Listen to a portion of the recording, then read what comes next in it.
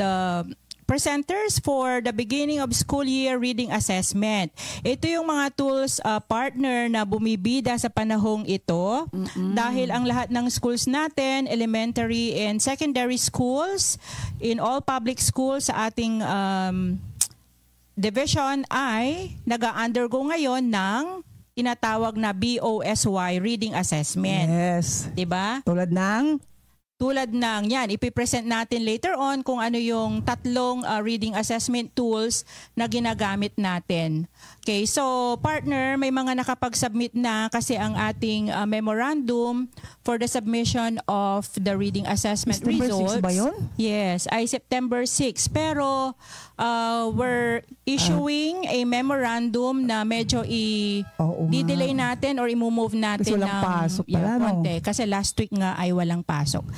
So, nakikiusap ang mga schools na medyo extend yung ating deadline. Okay. We will consider that. Okay, so partner, let's start now. So ano ba yung mga reading assessment tools na ginamit natin at ginagamit ng mga schools? Okay, so of course, alam na ng mga school ito ang CRLA or Comprehensive Rapid Literacy Assessment. We also have the PhilErie, na matagal na nating ginagawa ang Philippine Informal Reading Inventory, and ang pinaka-latest ay yung letra, yung language enhancement through reading assessment. Okay. Ano na yun? Language enhancement through reading assessment. Okay. So, partner, all of these assessment tools are being, except for letra, are being used by all the schools nationwide, public schools, specifically, and for letra, this is exclusive for Region 1. Yes, initiative kasi yan ng ating region. Pero the reason why we're having this session this afternoon is because although we've been doing these assessments for quite some time, ang tagal na, di ba? Lalo na yung PhilErie, pero mayroon pa ring mga questions ang field, right? Siguro dahil maraming mga teachers ang bago ngayon at yung mga iba ay wala pang masyadong training or even orientation on how to do the assessment. Okay? So, ito yung tatlo, no? So, yan. So, kailan ba natin or who will take the assessment? So, for Comprehensive Rapid Literacy Assessment or CRLA, ito ay tinitake ng grades 1 to 3. Grade 1 up to grade 3. Yung PhilErie naman ay grade 3 hanggang grade 6. So for Filipino, ano yun, partner? Grade 3 to grade 6 din. Yes. For English naman ay grade 4 hanggang grade 6. So ang literacy, ang letra naman, ito ay sa for grade high 7 school. at grade 7 hanggang kasama ang senior high school. That's right. Okay, so may mga school na tayo na kung minsan hindi sila nagbibigay ng senior high school result. Pero we're reminding the schools na ang letra ay hindi lang po sa junior high school, kundi pati na rin ang senior high school. Okay. So ano pa, this is for this year, ito po yung legal basis natin for the administration of the CARLA and kasama na dyan yung RMA. No? This is for grades 1 up to grade 3. Ma'am Bian, nag-issue din tayo ng Division Memorandum. Okay, yung kanina, yung Regional Memorandum yon 993 Series of 2023. This was issued August 27, 2024. Mas nauna pa nga yung Division Memo na nirelease natin kaysa sa Regional Memo. So yung Division Memo naman natin, ito ay DM number 342 kung hindi ako nagkakamali, no? And this was issued August 8, 2024. At dito nga sa memong ito, sinabi natin na ang submission ng result ay September 6. September 6. Kaya pero lang, we're moving it to siguro Friday. Basta we're issuing a memorandum regarding the extension po ng submission ng ating. Kasi hindi naman pwedeng madaliin hindi nga ang assessment. Kasi baka magkamali pa tayo sa mga resulta. Okay. Dapat kasi ang resulta nito ay reliable, di ba? Para ang result, ang sasabihin nating report sa region, reliable din. Tama ka, partner. Okay, so unahin natin ang Carla. So refresher lang ito, no? Pressure lang kasi ginagawa na nila. Yes, alam natin na lahat ng school head supposed to be, alam na nito. Opo. Lahat ng teachers, hindi lang ng reading coordinators, dapat alam kung ano yung mga assessment tools na ito. Kasi, Lalo na yung mga advisor, partner. Kasi right. sila ang nagkakondak ng mga assessment na ito. Kaya dapat oriented sana sila ng mga principals. That's right. So hindi lang ito, ulitin natin yun, partner. So hindi lang ito gagawin, or it's not limited to the reading coordinators or English Filipino teachers, but also all the other teachers in the school. Lalo na kung malaking school, sobrang tagal yung assessment na yan kung hindi tutulong ang iba. Just like the schools that I happen to monitor in the past weeks, kasi minomonitor na natin yung conduct nito, may mga schools na, especially high school, na gumagawa lang yung mga English and Filipino teachers. Kaya medyo natatagalan sila. So siguro it's a parang management level na yon na ang mga school heads natin pwedeng i-top din yung mga ibang teachers. Basta ma-orient sila kung paano ito gagawin. Okay? So let's start with CRLA. So ito ay isang diagnostic assessment. So of course, when we say diagnostic, idina-diagnose natin. Kumbaga sa doktor ay tinitignan natin kung ano yung estado or status or yung level ng ating mga bata at the beginning of the school year para malaman natin kung ano ang intervention na ibibigay. So it's for us to understand a learner's reading profile. So it provides teachers with a basis for grouping learners according to their reading needs. So it also allows teachers and program heads to compare a learner's status in the beginning and end of the school year. So through this definition, may mga makukuha tayong mga important points like why are we doing this assessment? No? What is this for? So yung CRLA, it's for us to diagnose their needs, their profile. At after that, we group them. Sino ba yung mga full refresher? Sino ba yung mga moderate refresher, light refresher? Sino ba sa kanila ang grade ready? So remember, grades 1 to grade 3 ito. So after determining kung ano yung profile nila, then we also try to think of the appropriate intervention para sa bawat group. Oo, kaya nga pinangkat-pangkat natin sila para alam kung ano yung kinalalagyan nila at kung ano din ang dapat gawin sa kanila. Okay, yes. So, what is the main objective of CRLA? That is, again, to understand the learner's reading profile so that targeted interventions may be provided, kagaya ng ating nabanggit kanina. So, who will take the Carla? Ayan na po yung sinabi din natin kanina. Obviously, yung CRLA is administered to all grades 1, 2, and 3 learners. Walang hindi magtitake sana nito. Pero anong napupuna mo sa report ng schools, partner? Yung mga hindi nag-report ng lahat may kulang. Oo, ibig sabihin siguro noon maaaring hindi sila nakapag-take ng CRLA dahil may mga dahilan. Like for example, may sakit siguro. Nung time na nag-administer si teacher ay absent yung bata. Anong gagawin pag absent ng bata? Nung time na nag-administer si teacher, pwede bang i-administer ulit yon? Pwede naman kasi individual yan eh. Basta hindi pa nila na ibibigay yung result, hindi pa nila na isasubmit yung result, pwede namang humabol yung iba if possible. Kung hindi possible naman, mas okay pa rin yung konti yung learners who took the test kaysa doon sa enrollment na number.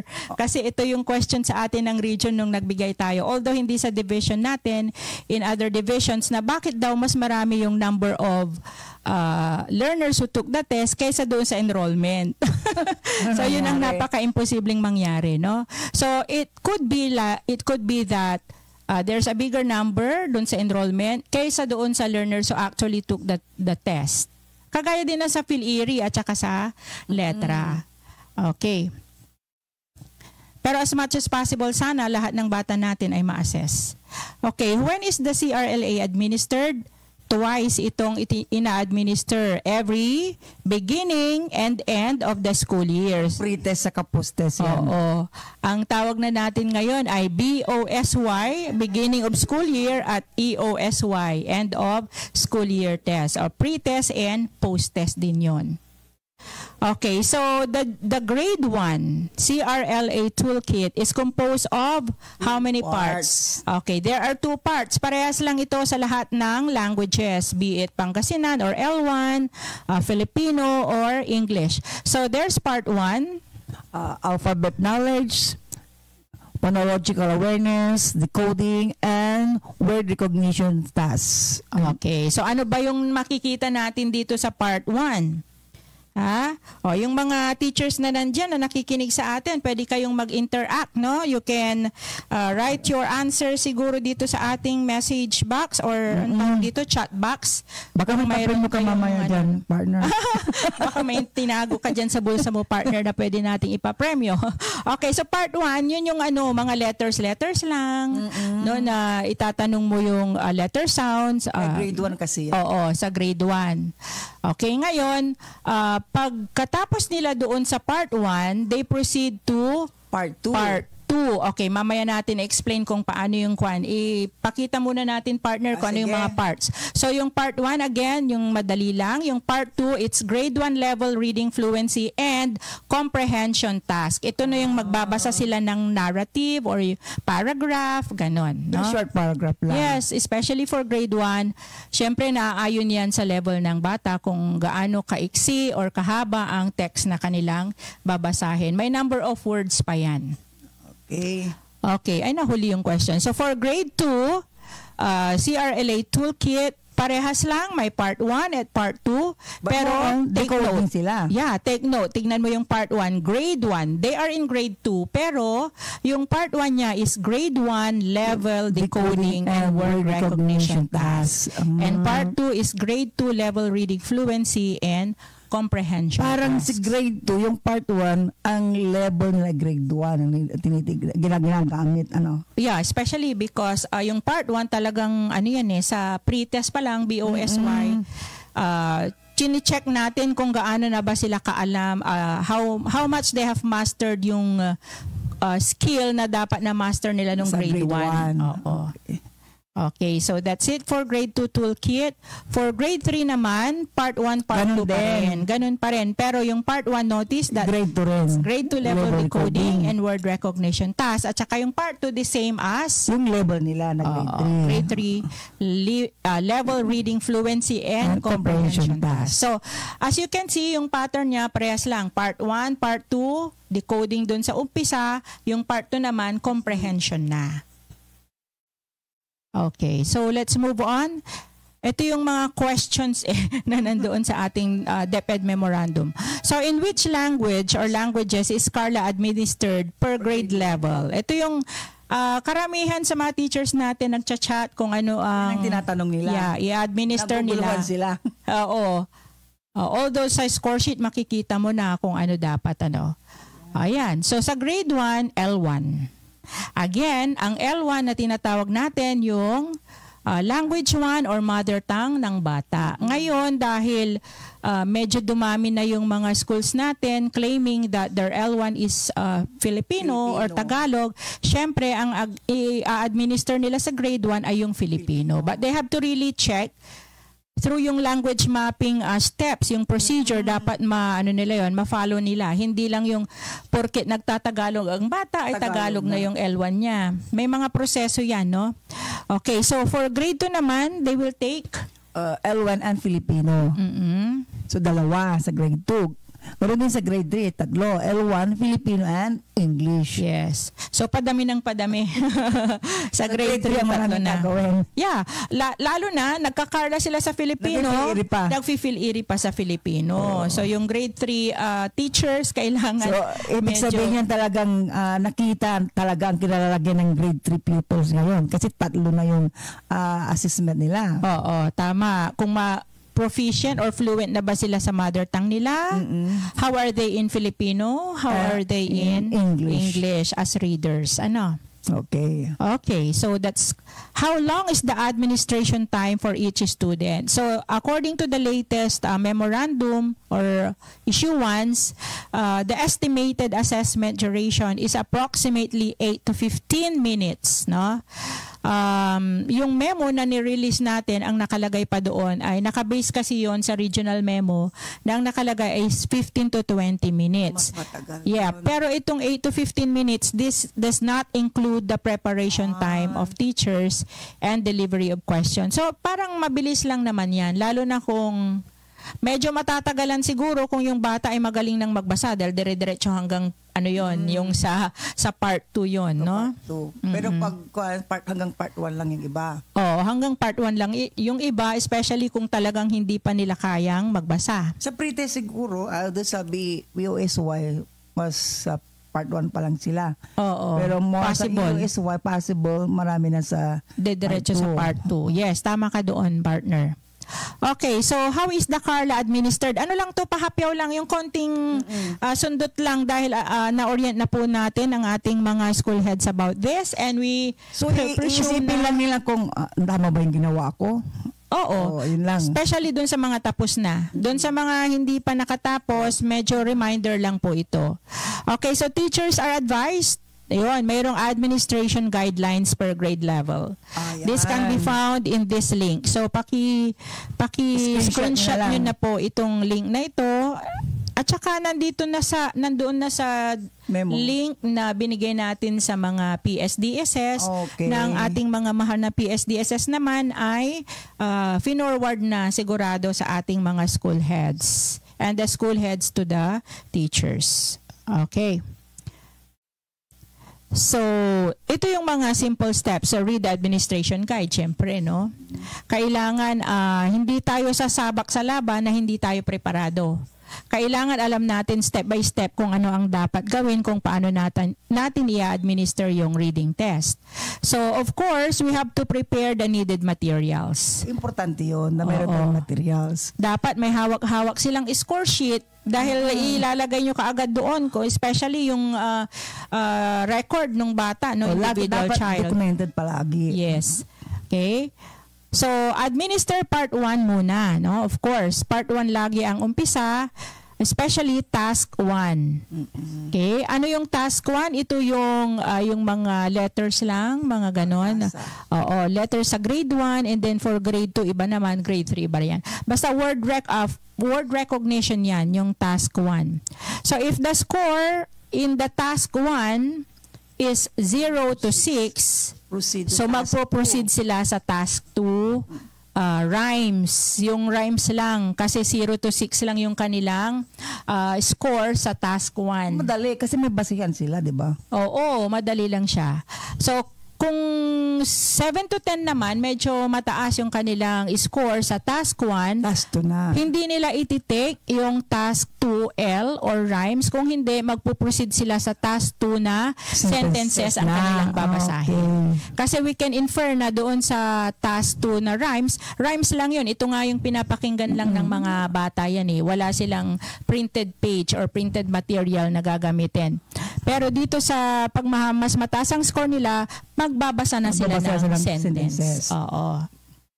Okay. And then, ito yung parang process flow or steps na ating susundan. Ito ay matatagpuan din doon sa pinakita natin kanina na guide. Yes, nasa drive link na rin ito na binigay sa mga school. So kailangan i-review po natin to. So ayan na yung pinag-uusapan natin kanina, partner, no? So if the Carla part 1 task 1, so if the score is between 0 to 6, go to task 2L. Ito yung rhymes. No, so if the score is between 7 to 10, go to task 2, which is what do you call that? Sentences. Ngayon, yan, if the score is between 0 to 6, ang tawag sa kanila, partner, ay full refresher. Ito yung talagang kailangan pa ng intervention. Na very close ang monitoring ng teacher at mas mahabang time ang kanilang kailangan for intervention. So if his score is between 7 to 10, moderate refresher. Moderate refresher lang sila. Oo. Pero kailangan pa rin ng intervention. Okay, so if the score is between dito naman sa task 2 na high, ibig sabihin nito ay yung sa Sentences na. sentences. If score is between 0 to 6, tinatawag silang light refresher. Okay, yung konti lang yung pangangailangan nilang intervention. If score is between 7 to 10, they are grade ready. So, parang Sabihin, nakakabasa na sila dyan. oo, grade ready na sila. Ready na sila. Kunwari, nasa grade 1 sila, ready na sila for grade 1 competencies. Kung grade 2, ready sila for grade 2 and so on. Okay. Now, dito sa BOSY or beginning of school year, pwedeng mag-stop sila. Kagaya ng sinabi mo kanina, pwedeng mag-stop na sila sa part 1, no? Pero kung successful naman sila sa pagbabasa nila ng task 2, na part 1 task 2, especially dito sa sentences, they can proceed to part 2. O para malaman mo rin kung saan talaga yung kinalalagyan ng bata. Correct. Diba? Oo. O itong eskwela ko, marunong na siya magbasa ng hindi lang pangungusap. Kung hindi, nakakabasa na rin siya ng talata. Parang gano'n. Kaya hindi safe na mag-stop ka na lang kung nabasa nila successfully yung sentences or pangungusap. Pwede silang mag-proceed or magpo-proceed sila sa part 2 kung saan magbabasa na sila ng paragraph or maikling story na may mga comprehension questions. Okay. And pagkatapos nun, andyan din yung partner, andyan din yung corresponding intervention na kailangan nila. So, pwedeng full intervention, pwedeng ang kailangan lang nila ay moderate intervention, light intervention, or pwedeng they're meeting the expectations sa grade level. Oo. Yun ang tawag nila ay emerging reader, developing reader, transitioning reader, and reading at grade level respectively. Yung inaasahan sana natin, yung reading at grade level. Sana lahat ng mga bata, no? Oo, ay nakita ko yung result na may mga konting nag-submit na kasi up to high school, nakakalungkot man, mayroon pa rin silang kailangan na bigyan ng close attention. Okay. Okay? So, for grade 2, ito hindi na natin isa-isahin. Parang ganun din sa grade 1. Yes. Okay. And also we have a flow chart also for grade 3. Okay, so ito yung sinasabi ko na the schools will be guided on how to score, no? At saka kung paano nila gagamitin yung mga score sheets, no, ng modified CRLA. So nandito na rin yung link, and this is also included in that link which was already given to the PSDSS So lobby. ang kailangan talaga basahin ng school head, basahin ng reading coordinator, at mostly i-orient natin ang mga advisors. Kasi silang implementer yung mga school, yung mga advisors. At ang reading coordinator, sila yung magkukonsolidate o sila magmomonitor sa ginagawa ng mga advisors. Okay. So I'm so happy, Madam Vivian, no, na marami na rin nanonood. May 44 na. At talagang in-invite po namin sana lahat ng school if possible. Opo. No, kulang pa yan. 44 pa lang. Ilang schools ba tayo? Kulang pa kasi marami pa rin kasing nag-message lalo sa PhilAire. Marami pa rin nalilito doon sa learner tested at saka yung enrollment, kung sino ba talagang pagbabasahin sa oral reading, sa reading comprehension. Oo, mamaya pag-uusapan natin yan kasi pag nandun na tayo sa PhilAire, Okay, kasi kailangan natin yung i-tackle, partner. Pero dapat hindi natin makalimutan. Okay, so ito, if the L1 of a learner is English, do I need to give the CRLA Tagalog or Filipino as his L1? Anong sagot dito? Syempre ay naintindihan ba natin yon? Kung ang L1 daw nila ay English, for example, sa syudad, marami na rin sa baryo, partner, yung mga napupuntahan nating school, may mga English speaking. Meron na rin. Kahapon lang ay nasa Lilimasan Elementary School ako, may mga English speaking children daw sila doon.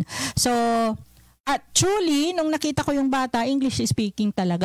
Depende rin siguro sa language sila sa bahay. Oo. Kung yun nga, kung ang L1 niya ay English daw, mag-undergo ba yon ng CRLA Tagalog or Filipino o kaya Pangasinan? Siyempre, ang sagot ay no. So, alam na niya. Oo. Alam niya magbasa. The child is likely to fail if he takes an assessment in a language other than his first language. Okay? So the CRLA package for English as an L1 will be released soon. Yun ang nakakalungkot. So wala pang CRLA English for grade 1 L1. as L1. Ang nakalagay lang doon sa package natin ay Pangasinan at saka Filipino. Pero syempre ang ating mga teachers ay masyadong resourceful din yan eh. Kayang-kaya din nilang gumawa ng mga material or tool para sa kanilang English-speaking children. Pero doon sa package ng CRLA mismo ay wala pa yun. Soon to be released pa yung ating 4L1 na English. Okay? So tandaan po natin yon mga kasamang guro. Kung ano ang L1 ng bata, yun po yung ipapagawa sa CRLA grade 1. Okay? Okay, malinaw po. Ngayon, mayroon ding mga gusto nilang i-test kung ng Pangasinan tapos Tagalog. They can maybe administer both kung gusto na lang inyong i-test, pero ang i-report po ninyo ay yung talagang Mother tongue. L1 ng L1 bata. niya. Okay. So what is an automated classroom score sheet? So an automated, pakibasa nga, An partner. automated score sheet is a template for recording the CRLA results. So the template is organized by grade level and is in Excel format. So it provides functionalities for encoding, class record management, and class summaries. Oo. So meron tayo niyang score sheet. Meron. At automated siya. May mga So madali. madali lang siya. Pag enter mo, lumalabas na yung mga ibang data doon. So, the teachers have to really review yung mga files na nandoon sa Google Drive ba yung pinakita natin kanina para ma-review natin kung paano ito nag-work. And during our orientation, we have shown them already, no? Pero that was last year.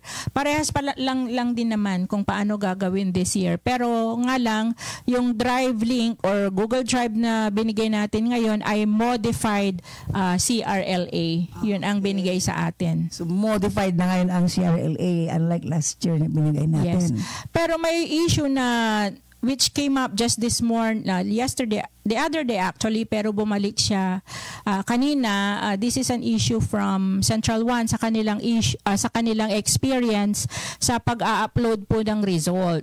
Doon yata sa automated score sheet ay nagkakaproblema kung i-enter nila yung result ng grade 1. So tinignan ko din, thanks to Sir Paul, yung kasama natin dito sa division, na nagsabi nung issue na yon.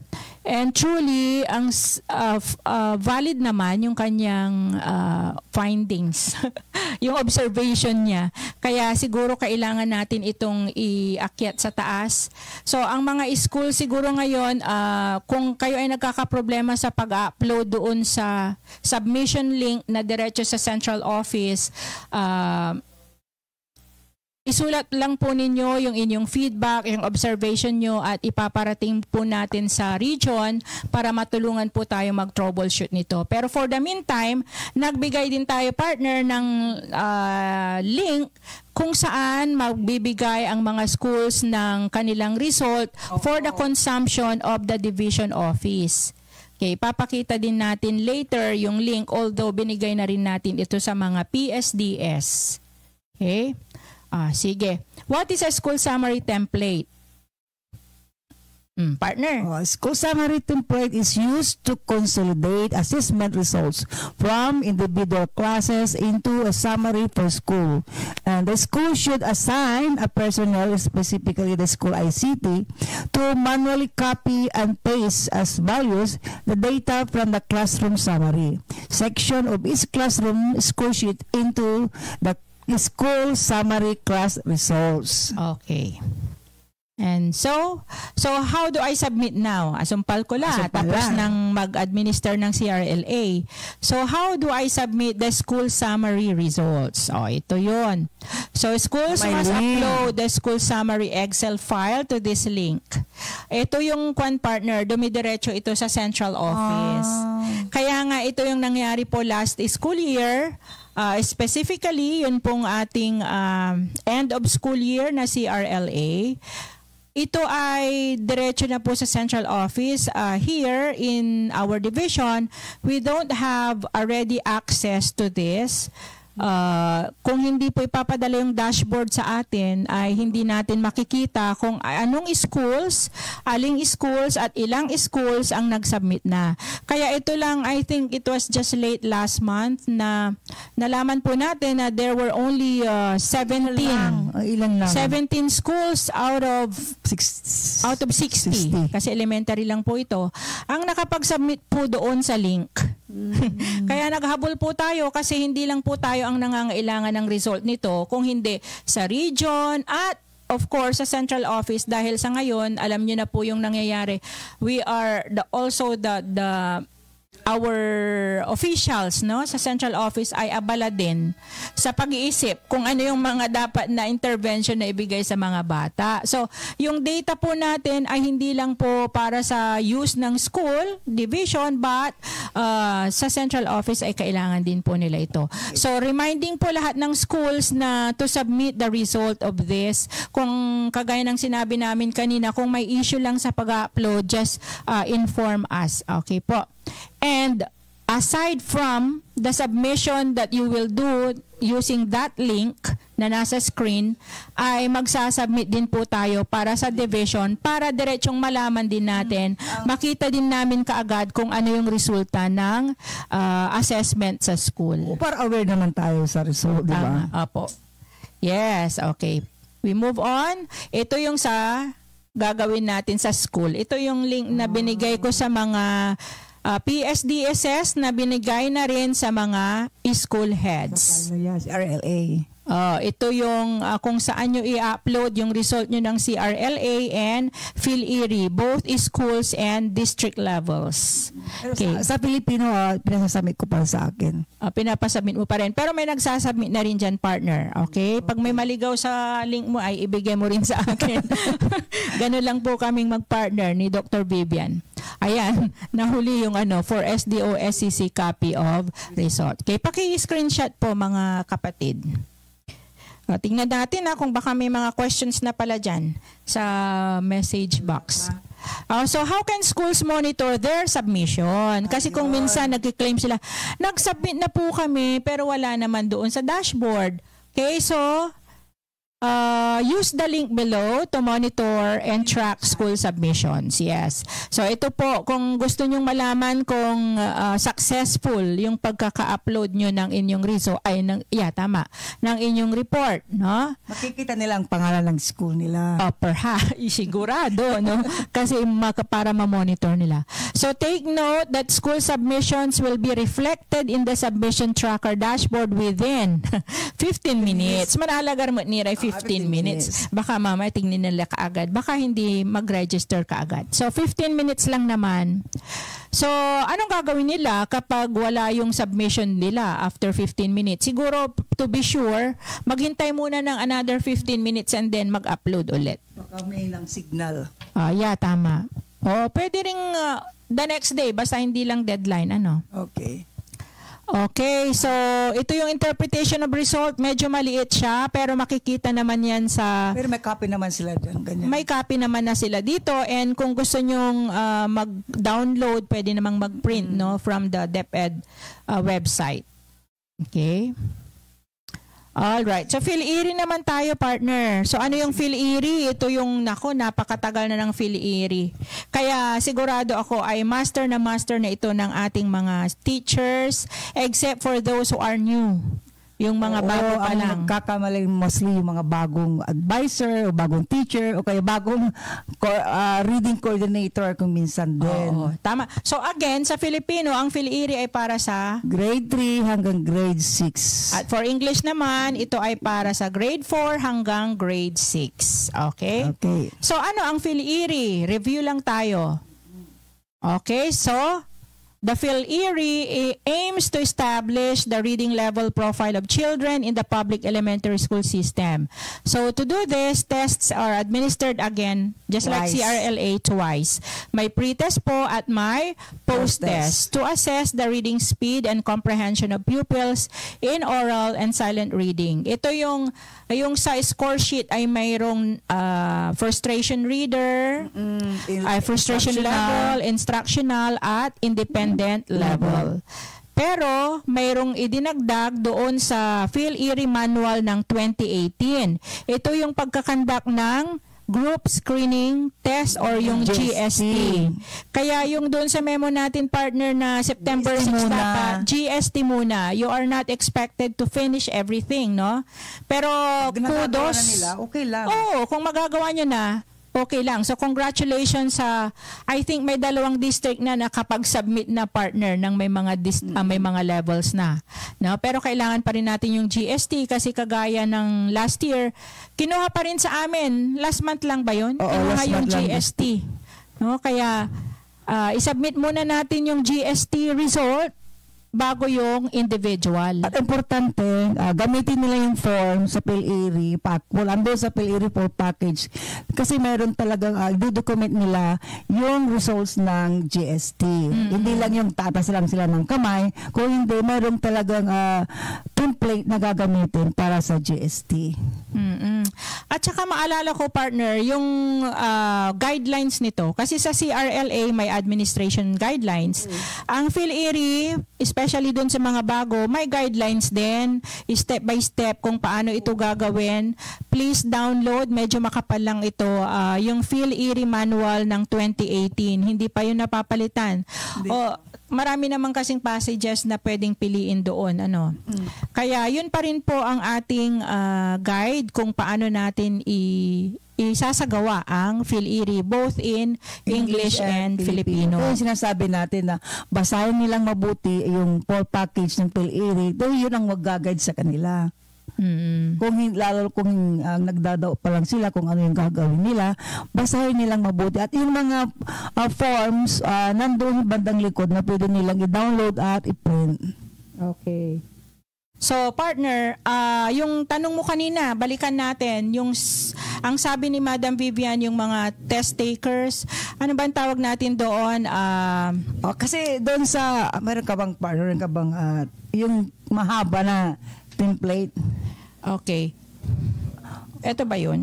Kasi nakikita ninyo doon sa template, mayroong enrollment, may learners tested, tapos ang susunod yung ilan ba ang nakakuha ng 14 above, 14-20, 0 to 7, at saka 8 to 13. Yun ang GST. So, based from sa document o kaya yung template na ginamit nila doon sa result ng GST, sino lang doon ang itetest nila sa oral reading, comprehension, at oral reading, reading comprehension, at saka kukunin nila yung reading level. That's right. Okay. So, anong gagawin nila doon? Yung may score ng 14 to 20, hindi na sila magtitake ng oral reading at saka reading comprehension. Yung nakakuha ng 0 to 13, sila ngayon ang magbabasahin. Ang common mistake nila kasi, pinagbabasa nila lahat ng estudyante. So, ang total ng 0 to 13, siya rin ang magiging total ng pinagbasa niyo sa oral reading. Tapos sa reading comprehension, halimbawa 213. Anong total ng 0 to 7? Halimbawa 100. Ano lang total by grade ito, halimbawa by district na 100 grade 3, halimbawa 100 doon sa 0 to 7, 100 doon sa 8 to 13, so 200. Yun lang, pero ang enrollment ninyo ay 400. So 200 lang ang pagbabasahin sa oral reading at saka sa reading comprehension. Pare-pareho ngayon ang magiging total ng oral reading, reading comprehension at saka reading level. Yes, so, yung emerging reader, sila yung mga non-reader. Doon sa pinakadulo ng template, meron doon yung mga with special need. Hindi niya sila ihahalo doon sa emerging readers. Kasi sila yung mga inclusive, sila yung mga children with special need na nasa loob ng classroom. Okay, malinaw po. Okay, so far, partner, wala namang question dito. Malinaw na. Siguro wala akong question na nakikita dito. Unless, kung may tanong kayo, ilagay na lang sa chat. Okay, so very clear yung pag-explain po ni Dr. Ofanda, no, kung paano gagawin yung GST at yung oral reading test. So ito yung actually para sa kalaman ng lahat, ito po yung ginawang solusyon, no, ng central office ng DepEd kung paano maiibsan yung hirap daw ng mga teachers na nag-a-administer ng PhilErie. Kasi noon, nung nag-umpisa po tayo sa PhilErie, lahat ng bata sa classroom ay dapat i-subject sa oral reading test, individual passages yung binabasa nila. Pero dahil hirap na hirap daw at time consuming, ginawa nila GST muna, wherein all the learners will read a story and then they will answer some questions, and then yun pag lumabas ay below 14 ang score nila, sila lang yung tutuloy doon sa oral reading test. Yung 14 above, sila yung malaya na. Pero enhancement naman sila. Enhancement naman sila. So, yun ang report na kailangan namin kung ilan yung nag-undergo ng kung ano yung enrollment, kung ilan yung nag-undergo ng GST kasi maaaring hindi pareho. Meron parang silang question, partner. Yes. Ano sa learners tested. Lahat, siyempre, lahat ng nag-GST, sila lahat yun. Siyempre. Di ba may enrollment? Number of pupil learners enrolled. Kung may absent lang, mababawasan. Oo, yung sa tested naman, mababawasan ng konti kung may absent. Pero kung walang absent, lahat yung enrollment parehas lang doon sa learners tested. Okay. Now, yung sabi ni Ma'am Vivian, tama yun, no? By the rule yun na yung kung sino yung below 14, siya lang yung mag-undergo ng reading passage, yung oral reading passage. Pero at yun din ang i-report nyo po sa division office. Now, nasa sa inyo na po yun. Nasa sa inyo na po yun kung gusto nyo pang malaman kung ano yung reading level ng mga below, yung mga above 14 for the consumption of the school na yun. Pero yung report na hinihingi lang po namin kung ilan yung frustration, ilan yung instructional and so on doon sa mga below 14, tama ba ako? Below 14 ang score sa GST.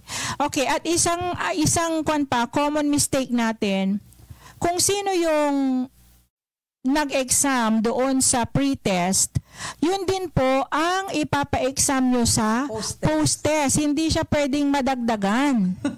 Hindi siya pwedeng madagdagan dahil hindi magiging accurate ang ating comparison. Kasi kino-compare natin yung result ng pre-test at saka yung post-test. Like for example, ang pina-pre-test mo ay 100.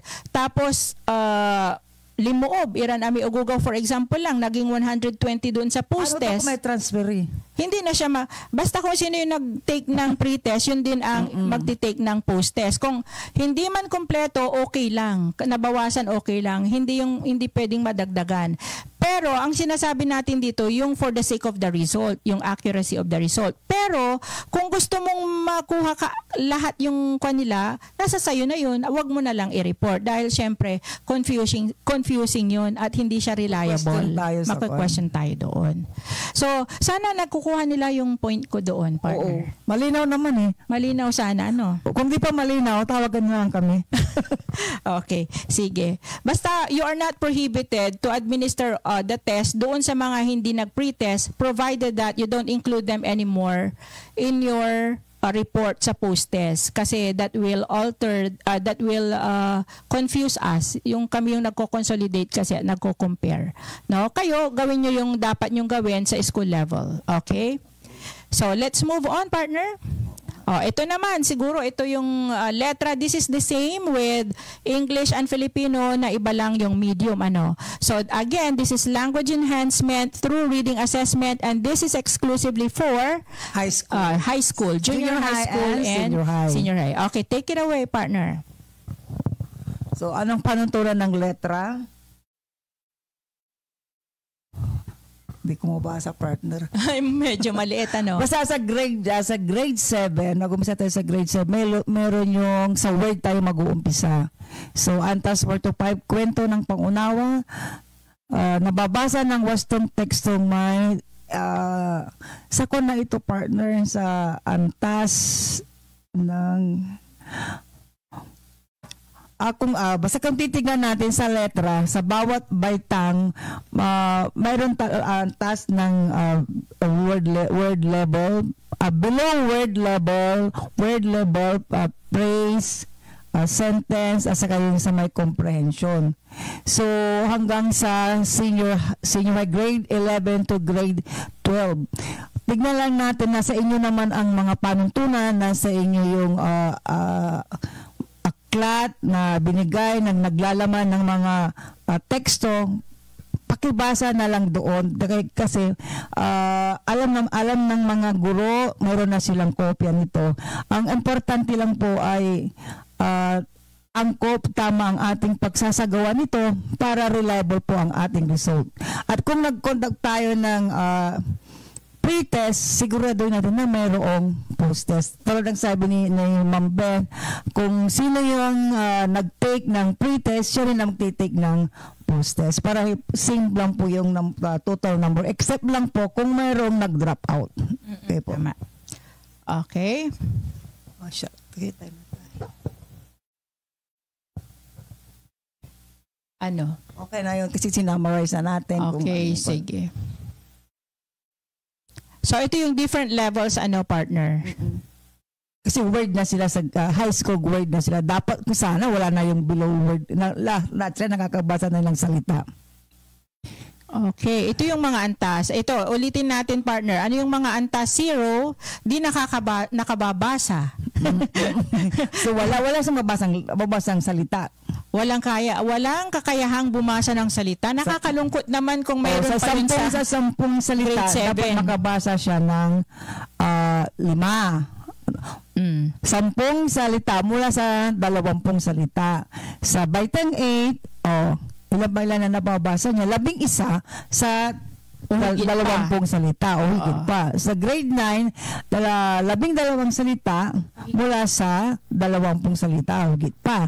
So sa baitang 10, 13 mula baitang 10. Imposible na, hindi na sila makabasa rin. So, malay natin. So, sa baitang 10, 13 salita o higit pa mula sa 20 salita. Pero na tayo nakuhang ilang schools. May 5 sa akin. This school year. At napuna ko po na mayroon pa rin silang below word level. Below word level. Sa English yan, partner. Sa English, like for example, of course, hindi ko na babanggitin yung school. In one of the schools, na isang maliit na high school lang po ito, mayroon pa siyang below word level na siya. Anong grade yan? Well, siguro, hindi ko na nakuha, basta tinignan ko yung total. Pero I will check more closely when I consolidate all the scores. Okay. Sana wag sa grade 9, sa grade 10. Ang school may 7, no? At dito sa meron pang, nakakalungkot, pero meron pa rin may 10. Ay, may 10. 94. Merong isang school na below word level ay 94 pa. So, imagine this is high school. Okay, so hopefully nasa grade 7 lang yun. Hopefully nga. Pero titignan natin mabuti. Sige. Ating check na. So may antas salita, and then antas Usap. sentence level, antas talata or paragraph, tama ba? Talata is paragraph. And then antas kwento. Pampanitikan, tama ba? Pampanitikan at kultural. Babasahin lang nila yung kwento dyan, pero wala pang comprehension na question. Tulad ng sa Antas 5, meron na silang kwento at merong comprehension. Okay. Tapos, narratives yung una. Ito namang Antas lokal na material. Magbabasa sila ng mga localized materials na mga babasahin. Tapos, antas lokal na nababasa pa lang. Sa Antas 7, sorry. Antas 7. May comprehension na. Antas lokal na material plus comprehension. Antas 8. Akademikong teksto na may limitadong ilustrasyon o may graphics. Samantalang doon, sa Antas 9, akademikong teksto may comprehension. Okay. And then sa Antas 9, ito yung comprehension. Okay. Vivian. So, the same lang po yung levels ng Filipino sa Pareho lang. English. Ito. So, ano ba yung mga expected na nilalaman ng letra, partner? Okay. I-browse lang natin. Ito yung mismong Sa grade 7. Sa region, no? Again, this is exclusive. Nagpapasalamat tayo sa mga boss natin sa Region 1, DepEd. They were able to come up with this assessment tool na tinatawag na letra. Tayo lang po sa buong bansa ang mayroon nito kasi initiative po ito ng DepEd Region 1, CLMP. Sample lang po yan ng Lahat ng school partner ay mayroon ng copy. Meron na. In both Filipino and English. Soft copy, pero piniprint na rin niya na yan. Okay, so ito ay hindi na natin yung ano to, mga formularyo na gamitin, mga formula. Meron na rin silang ganyan.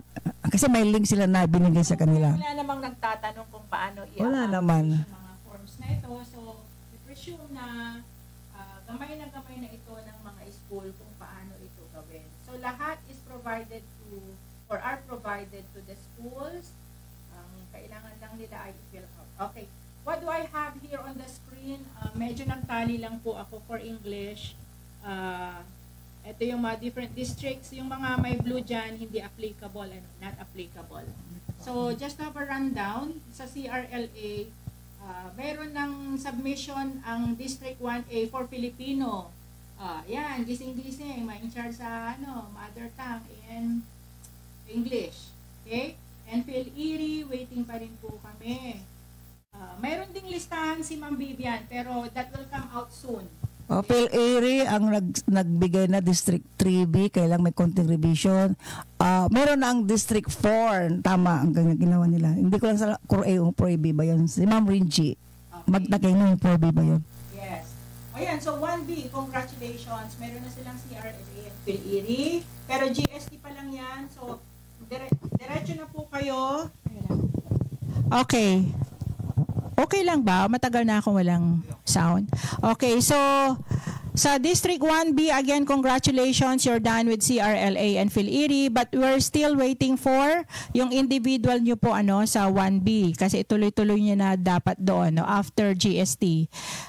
3A, meron na po kayong mga levels, yung mga sinabi ko kanina, yung frustration, instructional independent, pero you still have to submit your GST result kasi kailangan din po ito ng region. Okay. Submitted ng 3B. Yung 3B, okay na po. For 4A, incomplete pa. 4B, yun din. Mayroon na tayong mga different levels pero wala pong GST. Kailangan din po natin ng submission ng GST. Iba kasi yung kung sa English, mas madali. Sabi na nila, mas madali daw sa English. Ang alin po? Yung Phil-Iri. Talaga? Sabi nila, mas madali daw ikaw i-accomplish ang Phil-Iri sa English.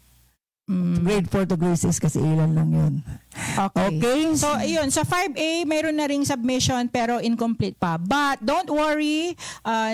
Nilabas lang po namin ito para you know na nag-umpisa na po kaming nag-check kung sino yung mga nakapag-submit na. But, again, we are extending the deadline kasi we understand na marami pong araw na wala po kayo sa school kaya hindi pa siguro natapos ng iba. But, we are expecting to receive your school report and at the same time your district level consolidation report for all these assessment tools. So, ang importante partner, tama yung prosesong ginawa nila.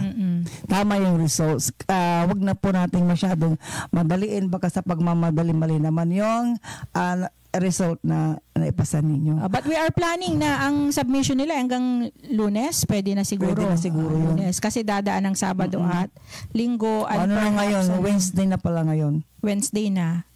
Okay, kung may we are open naman to suggestions basta hindi po tayo malilate sa pagsasubmit sa region dahil kailangan na po itong report natin before the end of this month. Okay, so far wala naman po tayong ganun po, Ma'am Bian. Wala naman po tayong mga tanong dito sa wala ano po mga sir. Okay? So mayroon pa bang mga announcement, Madam Vivian, bago po tayo magtapos sa ating discussion today? Wala naman, basta importante, matayan natin ng tama ang ating mga mag-aaral para alam natin kung ano ang ibibigay natin sa kanilang intervention. Parang tayong doktor na tama yung kanilang assessment, diagnosis, para alam natin ang tamang gamot at sila ay gumaling. Oh, very good. So that leads us to this quotation. So all teachers of reading should be able to identify at-risk readers early, use assessments to plan effective instruction, and deliver at least some research-based interventions to struggling students. So kagaya ng sinabi ni Madam Vivian, you assess well kung ano yung status, level ng mga bata, at dapat maibigay po natin sa kanila kung ano yung dapat nararapat na intervention, kung kailangan man ng intervention or enhancement. So hindi naman naisasantabi ang mga magagaling na. Kailangan may enhancement pa rin para sa kanila. So we focus not only on struggling but also for independent readers. Diba? Ito pa. Reading worthwhile texts, especially for high school, that enrich vocabulary and stimulate deep thinking about important ideas is a critical component of any English language arts program.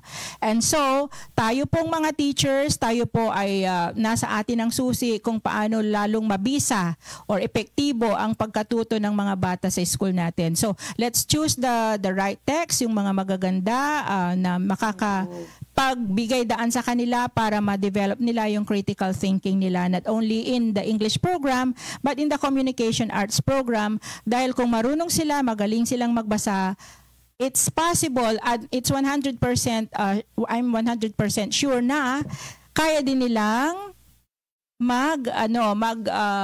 mag-excel sa lahat ng ibang subjects.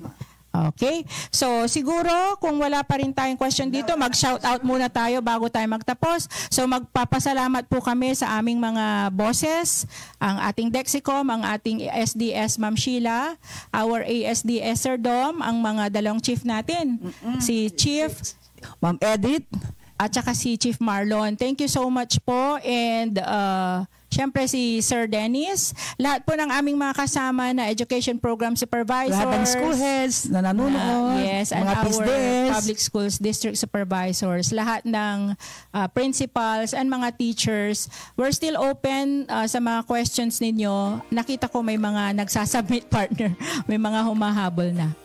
Okay? So, ayan, Gemma, pa-shout out daw. Ma'am Lenny Perez de los Santos, good afternoon. Ma'am Virginia Jola, Juliet de Leon. Magbublaw daw si Ma'am Gemma. Bakit po? Kasi nakasubmit na siya. Ay, okay. Congratulations. Meron na ba sa'yo? Parang wala pa sa akin, Ma'am Gemma, ha? Meron na. Meron na ba? Sorry. Ma'am Karen, good afternoon. Okay. Daming message ni Ma'am Gemma. Ma'am Adan Manamtam, and sa lahat po ng nanood for this afternoon. Maraming salamat. Maraming salamat. At dun sa mga hindi nakapanood, pwede nyong i-advise sa kanila na i-watch po yung replay. Okay. Thank you so much. Thank you, partner. Thank you then. And good afternoon to everyone. Salamat po. Happy to serve.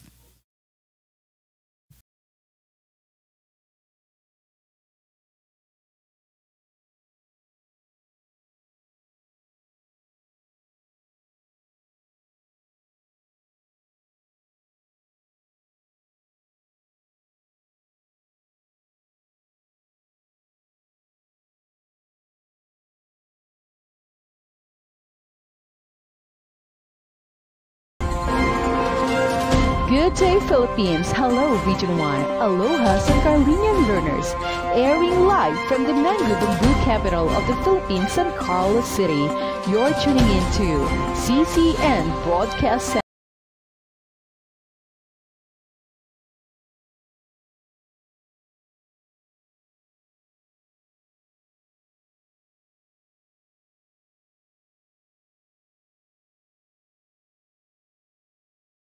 CCN Broadcast Center. CCN Broadcast Center, a virtual home of every STO SEC learner.